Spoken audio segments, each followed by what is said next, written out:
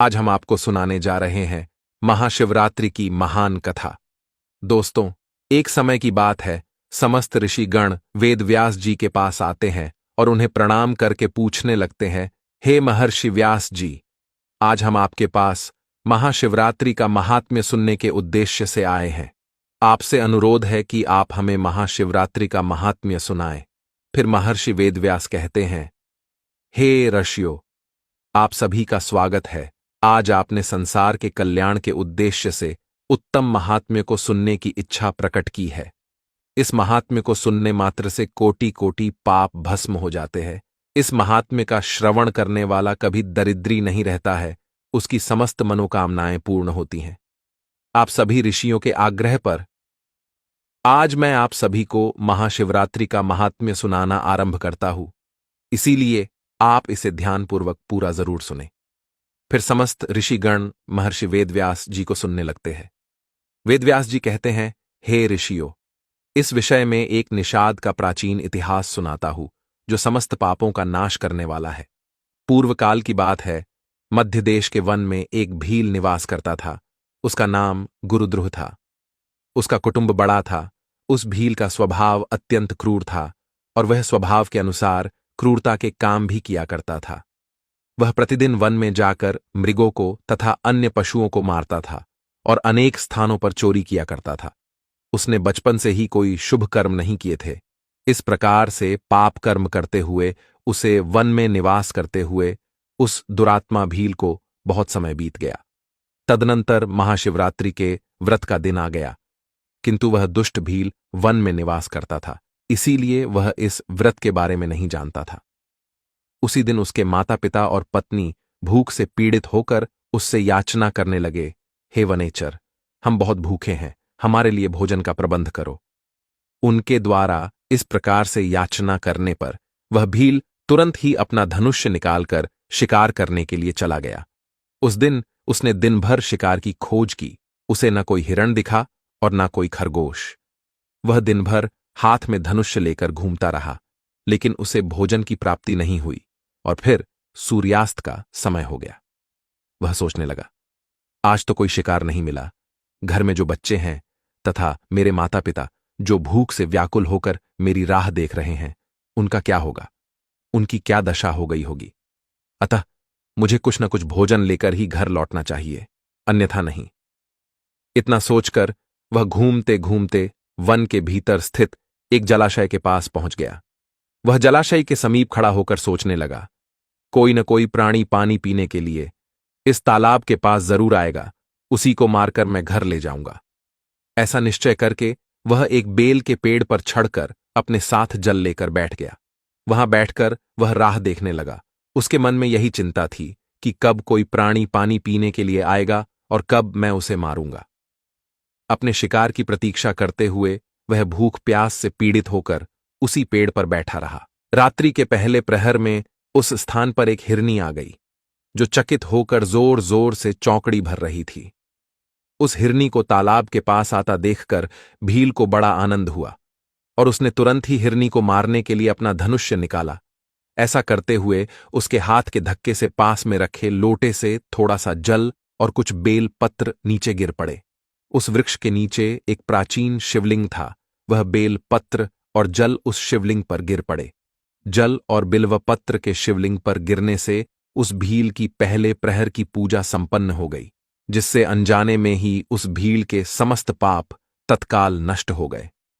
पेड़ पर हुई खड़खड़ाहट की आवाज से वह हिरनी सतर्क हो गई और उसने ऊपर देखा तो पेड़ पर वह भील अपने हाथ में तीर कमान लेकर बैठा हुआ था। उस भील को निशाना लगाते हुए देखते ही वह हिरनी व्याकुल हो गई और उस भील से बोलने लगी, हे व्याध, रुक जाओ, कृपया मेरा शिकार मत करना। उस हिरनी की बात सुनकर वह भील कहने लगा, हे मृगिनी, आज मेरे घर के लोग भूखे हैं, इसीलिए मैं तुम्हें मारकर उनकी भूख मिटाऊंगा। उस भील के ऐसे वचन सुनकर वह हिरनी अत्यंत दुखी हो गई और सोचने लगी, अब मैं क्या करूं? इस भील से खुद की रक्षा कैसे करूं? ऐसा विचार करके उस हिरनी ने कहा, हे भील भाई, मेरा मांस खाने से यदि तुम्हारे घर के लोगों की भूख मिटती है तो ठीक है, तुम मेरा शिकार अवश्य कर लेना। किंतु मेरी बात सुनो, इस समय मेरे सभी बच्चे भूखे हैं, मैं आखिरी बार उनके दर्शन करना चाहती हूँ। मैं अपने बच्चों को अपनी बहन और स्वामी के पास सौंपकर शीघ्रता से लौट आऊंगी। हे व्याध, तुम मेरी इस बात को झूठ मत समझना। मैं तुम्हारे पास लौट अवश्य आऊंगी, इस पर संशय मत करना। क्योंकि सत्य पर ही धरती टिकी हुई है, सत्य से ही समुद्र अपनी मर्यादा में स्थित है। इसीलिए मैं सत्य का ही पालन करूंगी। उस हिरनी के द्वारा ऐसा कहने पर भी उस भीड़ ने उसकी बात नहीं मानी और उस पर निशाना लगाया। तब उस हिरनी ने अत्यंत भयभीत होकर पुनः इस प्रकार से कहना आरंभ किया। हे व्याध, सुनो, मैं तुम्हारे सामने शपथ खाती हूँ, मैं अवश्य लौट कर आऊंगी। जो पाप ब्राह्मण को वेद बेचने पर लगता है, पति का अपमान करने वाली तथा व्यभिचार करने वाली स्त्री को जो पाप लगता है, किए हुए उपकार को न माने वाले को जो पाप लगता है, भगवान शंकर की पूजा न करने वाले को, दूसरों के साथ धोखा करने वाले को, छल करने वाले को, विश्वासघात करने वाले को जो पाप लगता है, वही पाप मुझे लगेगा यदि मैं लौटकर नहीं आई तो। इस प्रकार से अनेक शपथ खाकर वह हिरनी चुप हो गई। उस हिरनी के ऐसे वचन सुनकर उस व्याध को उस पर विश्वास हो गया और वह कहने लगा, हे मृगिनी, ठीक है, अब तुम अपने बच्चों से मिलने के लिए जाओ और जल्दी लौटकर वापस आ जाओ। फिर वह हिरनी बड़े हर्ष के साथ पानी पीकर अपने बच्चों से मिलने के लिए चली गई। इतने में ही रात का पहला प्रहर भील के द्वारा जागते ही जागते बीत गया। फिर अचानक उस स्थान पर उस हिरनी की बहन उसे खोजते खोजते उस तालाब के पास आ गई। उसे देखते ही उस भील ने तुरंत अपना धनुष्य निकाला और उस हिरनी की बहन को निशाना बनाया। ऐसा करते ही फिर से पहले की तरह ही बिल्व पत्र और जल नीचे स्थित शिवलिंग पर जा गिरा। उस भील के द्वारा दूसरे प्रहर की भी पूजा संपन्न हो गई। फिर पेड़ के ऊपर से आवाज आते ही उस हिरनी की बहन ने ऊपर देखा तो वह भील बैठा हुआ था। उसे देखते ही वह हिरनी की बहन बोलने लगी, हे वनेचर, रुक जाओ, यह क्या कर रहे हो? भील ने पहले की तरह ही उत्तर दिया, मैं अपने परिवार की भूख मिटाने के लिए तेरा शिकार कर रहा हूं। यह सुनकर वह मृगिनी बोलने लगी, हे व्याध, मेरी बात सुनो। मैं धन्य हूं, मेरा जीवन सफल हो गया, क्योंकि मेरे इस शरीर को खाने से किसी की तृप्ति हो रही है। परंतु तुम मुझे अभी मत मारना। घर पर मेरे छोटे छोटे बच्चे हैं, इसीलिए तुम मुझे एक बार जाने दो। मैं मेरे बच्चों को अपने स्वामी और बहन के पास सौंपकर तुरंत ही लौट आऊंगी। फिर वह भील कहने लगा, मुझे तुम्हारी बात पर विश्वास नहीं है, मैं तेरा शिकार अवश्य करूंगा। पहले ही मैं एक शिकार खो चुका हूं। यह बात सुनकर वह हिरनी भगवान विष्णु की शपथ खाकर कहने लगी, हे व्याध, मैं जो कहती हूं उसे ध्यान से सुनो। यदि मैं लौटकर ना आऊं तो मेरा सारा पुण्य नष्ट हो जाए, क्योंकि जो वचन देकर तोड़ देता है उसके पुण्य नष्ट हो जाते हैं। जो पुरुष अपनी पत्नी को त्याग कर दूसरी स्त्री के पास जाता है, जो भगवान विष्णु का भक्त होकर भी शिव जी की निंदा करता है, जो अपने माता पिता का श्राद्ध नहीं करता, ऐसे लोगों को जो पाप लगता है वही पाप मुझे लगे यदि मैं लौटकर ना आई तो। उस मृगिणी की बात सुनकर उस भील को बड़ी दया आ गई और वह कहने लगा, हे मृगिणी, ठीक है, तुम जाओ और शीघ्रता से लौट कर आओ। फिर वह हिरनी की बहन भी जल पीकर अपने बच्चों से मिलने के लिए चली गई। इतने में ही रात का दूसरा प्रहार जागते जागते ही उस भील ने बीता दिया। फिर रात्रि के तीसरे प्रहर का आरंभ हुआ। वह उन दोनों हिरनियों के लौटने का इंतजार करने लगा, लेकिन उन दोनों में से कोई भी नहीं आई। फिर उसने देखा कि एक हिरण उस मार्ग से आ रहा है। वह बड़ा ही हृष्टपुष्ट था।